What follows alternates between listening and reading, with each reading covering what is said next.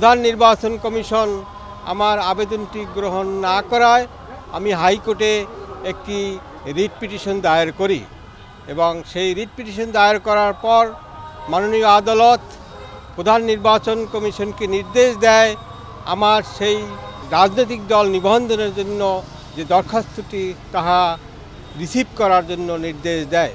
কিন্তু হাইকোর্টের আদেশ অমান্য করে এখন পর্যন্ত সেই আমার আবেদনটি নিষ্পত্তি না করায় আমি একটি আদালত অবমাননার মামলা দায়ের করি।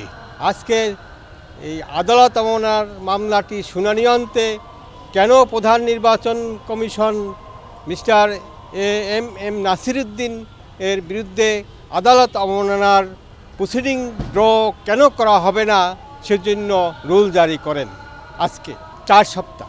রাজনৈতিক দলের নাম কৃষক শ্রমিক জনতা পার্টি। প্রধান আমি নিজেই ডক্টর মোহাম্মদ ইউনুস আলী আকন আহ্বায়ক। যেমন আমি তো এখন পর্যন্ত নিবন্ধন পাইনি।